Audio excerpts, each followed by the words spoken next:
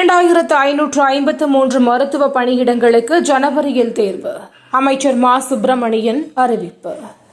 இன்னும் ஒரு ரைடு நடந்தால் போதும், அதிமுகவை பாஜகவுடன் இணைத்தாலும் இணைத்து விடுவார் இபிஎஸ். உதயநிதி ஸ்டாலின் விமர்சனம். எங்களுக்கு இன்னொரு கூட்டணிக்கான தேவையே எழவில்லை. திருமாவளவன் பேட்டி. என்னிடம் உண்மையான பாசம் காட்டும் திருமாவளவன் என் உறுதியான செயல்பாடுகளை அறிவார். மு. ஸ்டாலின் நெகிழ்ச்சி. அதிமுகவை கூட்டணிக்கு பாஜக அழைக்கவில்லை. ஹெச். ராஜா பேச்சு. அரசியல் அராஜகம் ஒழிக, நீதி வெல்லட்டும். கைதான நடிகை கஸ்தூரி ஆவேசம். சிறைப்படுத்தும் அளவிற்கு என்ன குற்றம் செய்துவிட்டார்? கஸ்தூரி கைது குறித்து காட்டமாக பேசிய சீமான். நைஜீரியா சென்ற பிரதமர் மோடி அந்நாட்டின் உயரிய விருதான the grand commander of the order of the Niger விருது வழங்கி கௌரவிப்பு.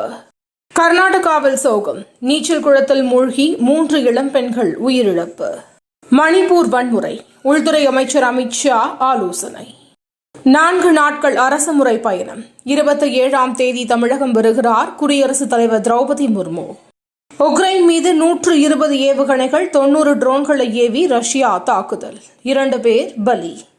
இஸ்ரேல் பிரதமர் நேதன்யாகு வீட்டின் மீது வெடிகுண்டு தாக்குதல். தீ பற்றி எரிந்ததால் பரபரப்பு. தமிழ்நாட்டில் 3% கூடுதலாக பெய்த வடகிழக்கு பருவமழை.